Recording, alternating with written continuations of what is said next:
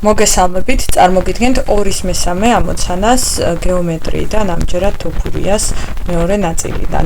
წავიკითხოთ პირობა. იპოვეთ მოსაზღვრე კუთხეები, თუ ერთი მათგანი ორჯერ მეტია მეორეზე.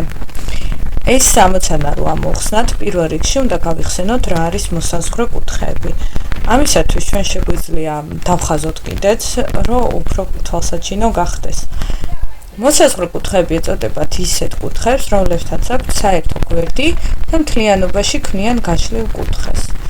აი, პირველი დავხაზეთ წრფე, რომელშიც ავაგეთ სხივი და ეს წარმოადგენს უკვე მოსაზღვრე კუთხეებს, აი ესე გავასწოროთ. მოსაზღვრე კუთხეების ჯამი, ესე იგი ყოფილა 180 გრადუსი. მოდი ეს წესის სახითაც ჩავწეროთ აქვე. მოსაზღვრე კუთხეების ჯამი 180 გრადუსია. აქ მოდი სიმბოლოსაც ვიპოვი, მაგრამ სიმბოლოებში გვაქვს ცოტა განსხვავებული გრადუსი, ეს სხვანაირი უკეთესი ვარიანტი როგორც მახსოვს, არ არის, ნამდვილად არ არის კი ბატონო.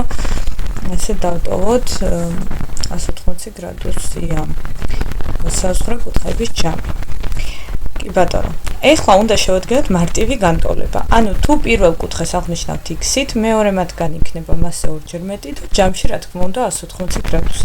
ანუ ეს მარტივად 3x უდრის 180 გრადუსს, x უდრის რა თქმა უნდა 180 გაყოფილი 3-ზე და x გამოვიდა 60 გრადუსი. თუ ერთ-ერთი კუთხე 60 გრადუსია, მეორე კუთხის პოვნა შეგვიძლია 2-ზე გამრავლებით, ანუ 60 ჯერ 2 უდრის 120 გრადუსს, ეს პირობიდან გამომდინარე, ან მეორე წესი, რომ 180 რომ გამოვაკოთ მოცემული მიღებული კუთხე 60 გრადუსი, მივიღებთ 120 გრადუსიან კუთხეს, ასე შეგვიძლია გადამოწმებაც.